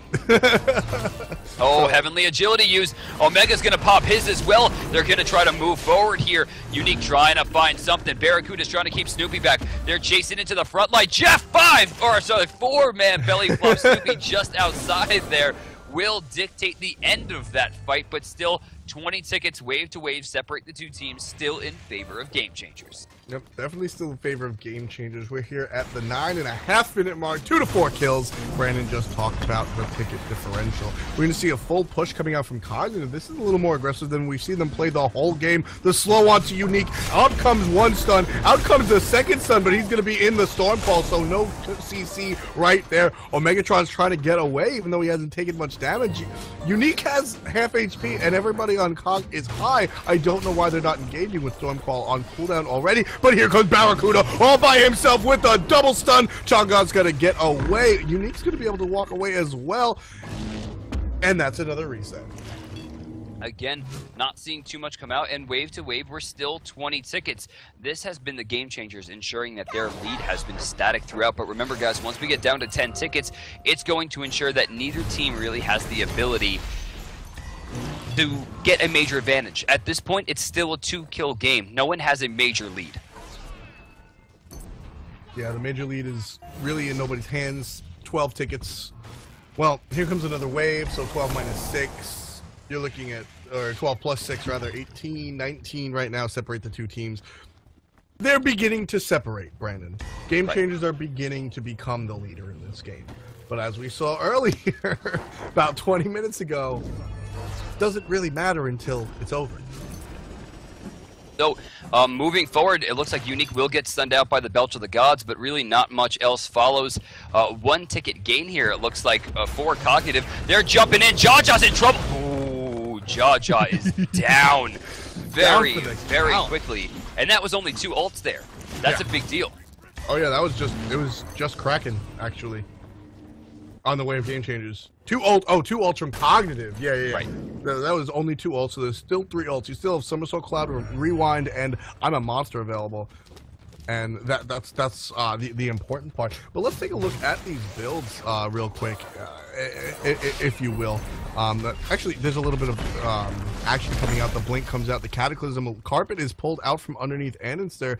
And it looks like we might get a pause right there from Jaja. Yeah. So, not really sure what just happened there. It looks like there will be a pause. But actually, I think it's a good idea. Let's go back to what you were saying and take a look at the builds. Exactly. Anything jump out at you right away? Because I see something.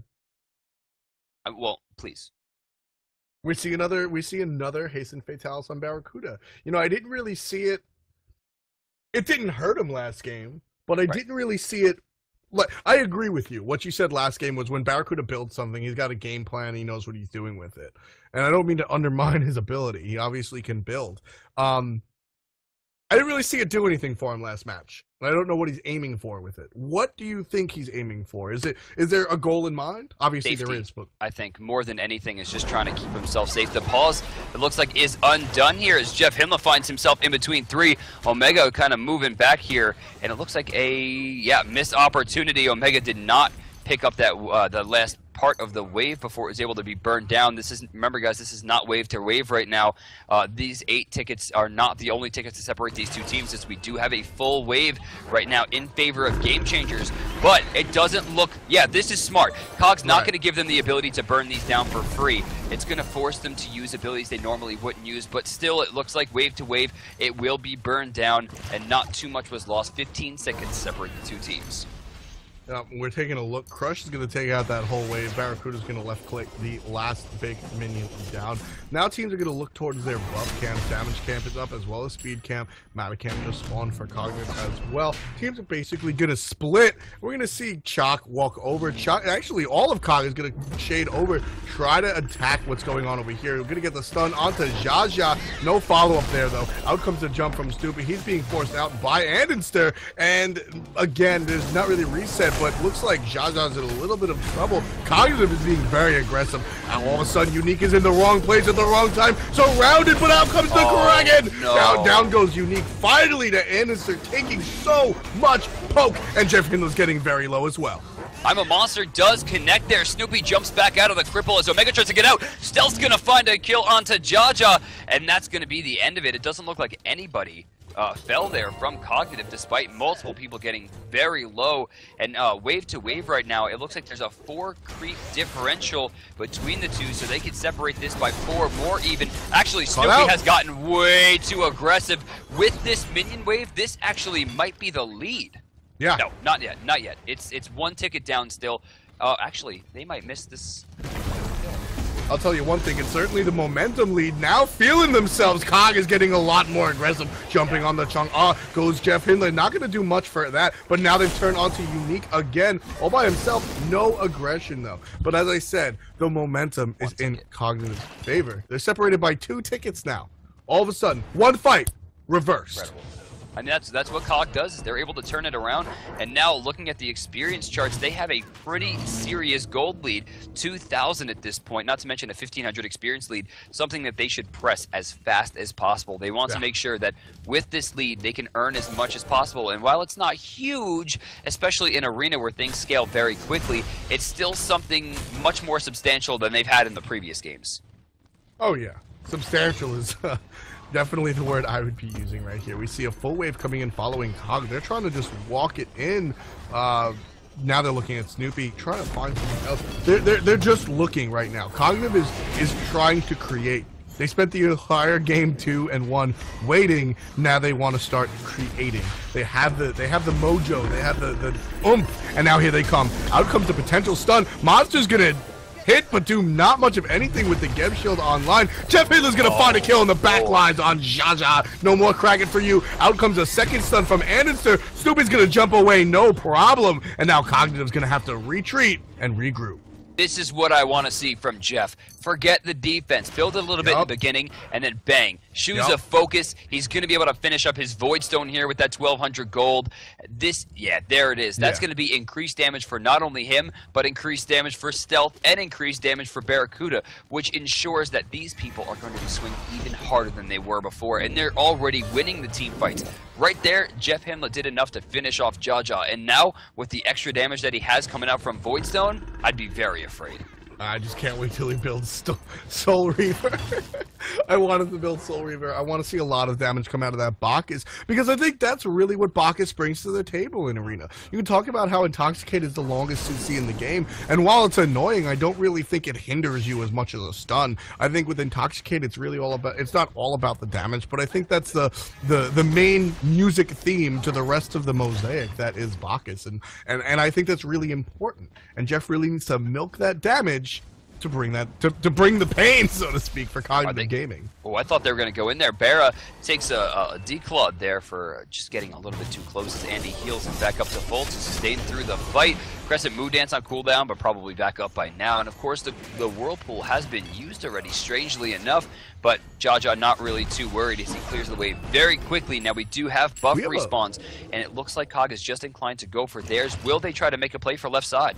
They probably will, but we have a lead change. Cognitive Gaming is now 2 tickets in the lead per the wave, so that's what they're going to be looking for. They now have the empirical lead, and now they're looking to make something happen. I'm a Monster's going to chunk Kobe down way too low. Chung Oz going to make it out. Snoopy's actually going to turn it around. Barracuda's going to be the first to fall, and MLC Stealth is going to be the second. So Cognitive started that fight. Game Changers finished it. Cognitive's now running away while Game Changer has taken 2 of their members, and they want to make something happen while Cog tries to steal speed. They actually did get it there, so that will be an extra buff for them, but still, in the end, it looks like wave to wave, there is an advantage again for the Game Changers in the tune of 6 minions. But really, that could equal out depending on how the minions are killed. Getting toward 10, it actually could equal out at 9-9. So consider at this point, this is effectively a dead even game. Essentially, I mean, that's, when it comes to Arena, the tie, lead, and losing team is very easy to fudge. There's a lot of room for interpretation, so to speak, and you know, I'd even go so far to say that Arena is more based on momentum than it is the actual score. 126 to 126, 18 minutes in, but Cognitive seems to be on the pressure right now. They have their foot on the gas, firmly stealing buffs. So Megatron just stole blue buff from the enemy team. They're ready to go. They are feeling very happy about what they're doing, and they're ready to make something happen. So, I'm looking at the builds here. Now, a lot of damage right now on Stealth. You can see him sitting at about 569, which is, I think, currently highest in the game, meaning you can't really take the combo that he tried to put forth. He just barely gets away from that Kraken, but he's taking a lot of damage. Luckily, his team has enough defense and enough control to turn this one around. Omega's pretty deep in there. Jeff's trying to find something, but really, Game Changers got away with most of that for free. Yeah, Cats come out as a defensive mechanism. They're going to do absolutely nothing. Omegatron's going to be aggressive again. Come off the Somersault Cloud onto CV. Great job right there. But again, CV's going to press his W key and heal up from his own base. That's 30 feet away. So, inconsequential poke right there coming out of Omega, but they missed a couple last hits in that wave. So, Cog is down again. 8 tickets. Snoopy looking for something here. You can see him just trying to control the area. Just and he has to be safe, because we've seen him multiple times, even with Pounce, get completely picked off it. So I think he's going to be a little bit more weary. Blinken, gonna hit one, only gonna do the damage really to Stealth. It'll burn off some of the Magi's from the team as well, but really not too much gain. Stun's gonna miss. Unique is completely out of position here, but he does silence 2 and take the Magi's off of Hinla. Still, Game Changers were able to push that forward and put Cog again on their heels. Yeah, now all of a sudden the momentum has shifted. It's now in Game Changers' favor. They're able to push up way past the 50-yard line, almost on their front porch, and able to really do whatever they want. They're backing right now. They're walking to the base, not really doing much, just to heal up, get some mana back, walk directly in, and Cog isn't doing much to deny right here. They have full 6 minions to get last hits on. Here comes Jeff Hinler though, trying to get the jump burp combo. Only stuns out Jaja, but Snoopy stuck between a rock and a hard place. Anderson and Barracuda are both aggressive. MLC Stealth gets the kill, and now it's a full-fledged fight. Kraken's coming out. Jaja's in trouble. Monster hits him, but not enough, and Omega gets the slap from the stick. Now he's in a little bit of trouble. Ox forms away, but that's a 2-for-0 engagement. Cognitive takes the lead. That's right. Even with this minion push wave to wave, they have a 4-minion lead. And again, guys, don't forget, that can be completely irrelevant depending on when the push goes through. And that is actually not entirely wave to wave, as there are some minions missing here. And actually, they're losing even more last hits as their wave completely outnumbers. That's 2 missed in the mid lane so far. Omega looking for the Jingle Bang to try to clear this up. And yep, it looks like they're going to be able to get that. But still, with those 5 remaining, it looks like it still could be in favor of Game Changers wave to wave, but Cog's not ready to let that one go. They're just trying to pressure them down here and not let them get this for free. Yeah, not free is the key to this game. I mean, it's the key to most games, right? No free, no problem, no questions. And that's what COG's looking to do. That's what GameChangers looking to do, too. They're just trying to make everything... You know, you just got to work for it, Brandon. Nobody wants to give this away for free. This is a big prize. That's true. I mean, it's an extra $3,000. It turns your $600 payday into a $1,200 payday player to player. And that, I mean, that's a big deal. But still, GameChangers do tickets. Again, effectively, if it gets down to 10 tickets, this is a 9-9 tied game at this point. Neither team has solved this game just yet, which means one major team fight as we get closer to the 20-ticket mark will solve this game. If they fight now, it's not going to amount to anything. They can still wait it out and tie it at a 7-5, or I'm sorry, an 8-6 ratio, which ensures that 2 kills still wins the game. Yeah, great analysis right there coming from So the number of tickets is almost superfluous. It's all about the fights right now. You gotta really pick your fights. The weakening curse comes out. So everybody's slow, but there really is no follow-up right there. That'll be up in another about 60 seconds, 90 seconds, 60 seconds. So that'll be up soon. Oh, Heavenly Agility, jump in. Jeff Himmler's not going to get the Intoxicate he was looking for, but the damage coming out from MLC Stealth is huge. And they will put most of the GameChangers into the base here, but CV not taking damage will ensure that they don't lose too many tickets. And still, the game has not changed by too much. In fact, wave to wave, that looks to be a major benefit to the GameChangers. Yeah, 100. 100%. That's going to be 5 extra tickets in the way of GameChangers. That is a full wave to full wave. So that's a 4-ticket differential. That is not big when it's 500. But when it's 22 to 26 at 23 minutes in, now it becomes interesting. Now it becomes the conversation. Actually, if you look at the way that the minion waves are going down here, GameChangers actually have a pretty significant lead as they can increase the lead from 10 to 9 here. Actually, no, they can both do 9 to 9 in the next wave. It was smart what COG just did there to ensure that they weren't able to get anything, or everything rather. So this could be a good play from them here, but nope, I forgot. I'm sorry, it wasn't wave to wave. This is going to be... Oh, wow, they kind of messed up. It's still 9 to 12. They can win just like this. If they get it to 5 to 6 and then go for 1 kill versus 2 kills, they have to be careful here. They have no reason to initiate until they have 6 points. Absolutely not. They want to play defensively. They want to play carefully. They need to pick and choose right now. 1 ticket separates both of these teams. $3,000 separate the 2 prizes. So both teams are going to be playing extremely, extremely cautiously, but also excited. This is it, guys. This is the last match. This is the last 16 tickets of the entire tournament. Winner goes home happy. Yeah, definitely. Oh, Minion almost got into the portal there. That would have been fatal. They're jumping in. 1 death, 2 death! 2 kills. COG just ends it. Bam! Blink of an eye, Cognitive Gaming takes home the prize. They are the victors. They are the winners. They are taking home the $6,000 purse. That was faster than all 3 games combined. If you are on GameChangers right now, the only question running through your head has to be, what just happened? What?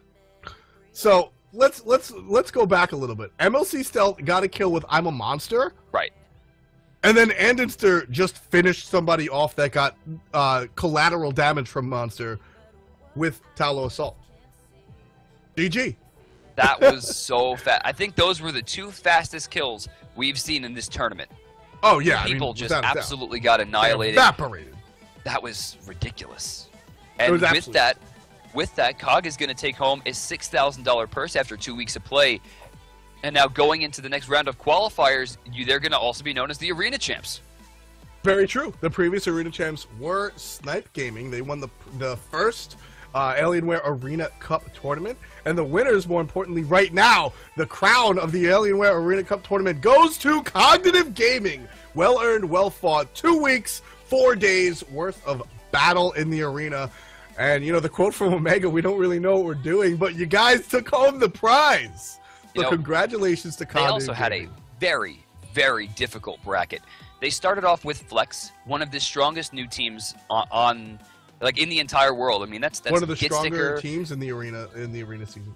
That's true. I mean, well, in everything, they're winning 3v3 a lot too. They have a team going into Conquest, and that team also houses Swollen 8, the first person to hit Diamond in Arena. He was the only person in Arena Diamond at one point, which is an incredible feat. But they beat Flex round 1, then went on to beat Team Dignitas, who beat Rage, the favorite coming into the tournament, then beat Snipe, then beat Team SoloMid, and now has bested 2-1 against the GameChangers. Wow, you were not joking. You were not putting it lightly. 100%, Brandon. Yeah, they had a very tough to deal with bracket, and it worked out. You know, sometimes mechanics just reign supreme, and that's exactly what we saw. You know, but I got to give a shout out to GameChangers. They did not give that away for free. Cognitive Gaming earned both of those wins. They had to fight for them. So let's talk a little bit about, before we go, the Alienware sweepstakes, F-Dot. Sure. The Alienware Arena sweeps, if you can find it by going right to alienwarearena.com. It's actually beautifully on the front page. It's nice and clean. Right there, the big Smite logo. Just go ahead and click enter. Now I'm actually going to enter with you. Let's do it as a team. All right, guys. What you can do is you go up and you go ahead and you click on enter here, and it'll give you all the information. What it is it gives you the option, or it gives you the opportunity rather, to have 2 full hours of a Smite session, a Smite lesson or session. Maybe you just want to play. Maybe you want to learn how to play Conquest at the top tier level. You get your choice of one of 6 professional players from Team Dignitas, Lazes and Zapman. Representing Team SoloMid, Lobster and Young Bay. And if you're more the Cloud9 fan, Suntouch and Sayo can be the ones that teach you or just play with you for 2 hours. There'll be a total of 5 winners picked, so it's not just one of those throwaway sweepstakes opportunities. You might actually get picked Monday, April 28th. That's tomorrow. So get in right now and get your entries in before tomorrow so you can be eligible to play with one of those 6 players. I know that's exciting. But that will do it for our Alienware Arena Cup. After 4 days of play over 2 weeks, Cognitive Gaming has been crowned your champions and will be awarded a $6,000 purse. Second place will go to the GameChangers. Third place will go to Team SoloMid. And those will be your prize pool winners, guys. For F-Dot, I am D and Brandon. Thank you for joining us throughout these 4 days. And we will be back with Conquest, I'm thinking, next week? Yes, next week is the beginning of our 2014 season. Stay excited, guys. We'll see you soon. Make sure to stick around. Have a good night.